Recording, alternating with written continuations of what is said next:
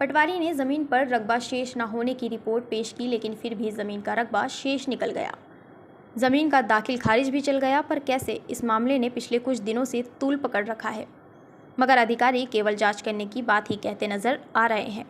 ये विवाद देवलचौड़ बंदोबस्त से जुड़ी एक भूमि का है, जहां पत्रकारों को जानकारी देते हुए आलोक अग्रवाल ने बताया कि उन्होंने ब्रिज मोहन कोहली से ज़मीन खरीदी थी, जिसकी रजिस्ट्री उनके पिता सुशील कुमार के नाम पर है।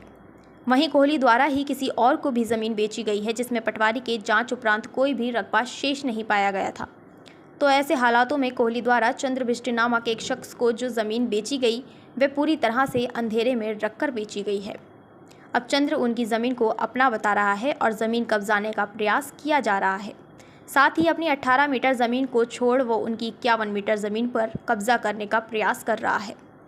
आलोक ने आरोप लगाया कि जिस ज़मीन पर चंद्र अपना हक जता रहा है, वह पूरी तरह से फर्जी है और इस पूरे मामले में तहसील प्रशासन की मिलीभगत है।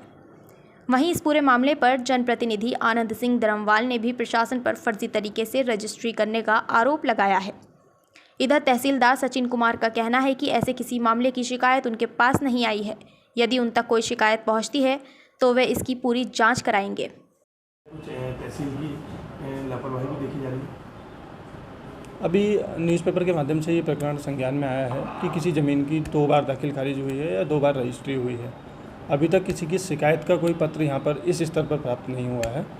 अगर कोई शिकायती पत्र प्राप्त होता है, वैसे हम अपने स्तर से भी अब इसको जांच कर रहे हैं। इसके बाद तो जैसे भी जो भी निकलेगा उसमें कार्रवाई की जाएगी। ये कथन मिथ्या होगा या उनका अपना मनगढ़ंत कथन होगा। अगर तहसीलदार का कोई ऑर्डर हुआ है जो उनके खिलाफ है तो वो उसकी अपील कर सकते हैं, और अगर वो कोई आरोप लगा रहे हैं तो उनको कोई साक्ष्य या कुछ देना चाहिए। क्योंकि इसमें जो है, जो ब्रिज मोहन कोहली से हमने ज़मीन खरीदी थी, तो उसके बाद जो इन्होंने रेखा बिष्ट को जो ज़मीन बेची है, उसमें तहसील और उसके वहाँ के बड़े अधिकारियों की मिलीभगत से ही ऐसा प्रतीत होता है कि जो उनके, क्योंकि जब ये इन्होंने रजिस्ट्री कराई थी उसके बाद यहाँ पे मौका मुआयना हुआ था, और पटवारी जो उस समय तत्काल पटवारी थे दीपक टमटा जी, उनकी जो रिपोर्ट आई थी उसमें उन्होंने साफ शब्दों में लिखा है कि यहाँ पर कोई भी रकबा शेष नहीं है। उसके बाद पता नहीं क्या कैसे किया जाता है कि उनका दाखा भी चढ़ जाता है, सब चीज़ें हो जाती हैं, और फिर वो आकर के अपनी 18 मीटर की बजाय हमारी 91 मीटर वाली ज़मीन पर आकर के कब्जा करने की फिर से कोशिश करते हैं।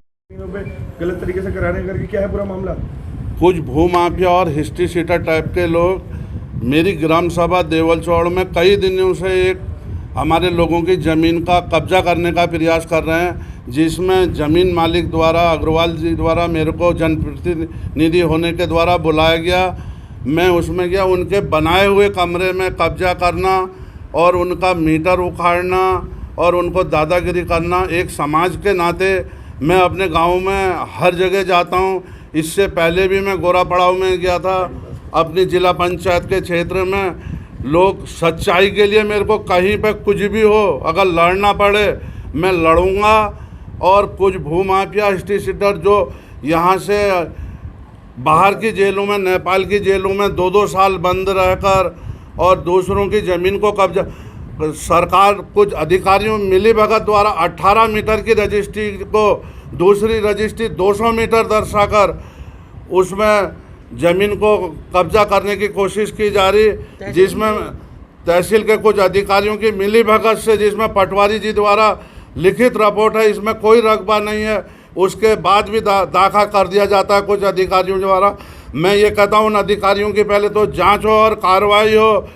इस छोटे से पहाड़ के एरिया में कुछ यहाँ के बड़े अधिकारी और नेताओं के संरक्षण में वो हमें, हमारी राजनीति को बदनाम करने के चक्कर में जगह जगह विधायक भी है इसमें शामिल, कुछ नेता हैं। उन नेताओं के मैं कहता हूँ फ़ोन भी जांच किए जाएं कि इस मामले के लिए अगर 200 फ़ोन उन अधिकारियों को ना किए तो तहसील के। और मेरा ये कहना है, जो सुशील अग्रवाल जी एक सीधे साधे आदमी हैं, पहाड़ और उसकी वो भावनाओं के द्वारा मैं ये कोई काम नहीं करूँगा।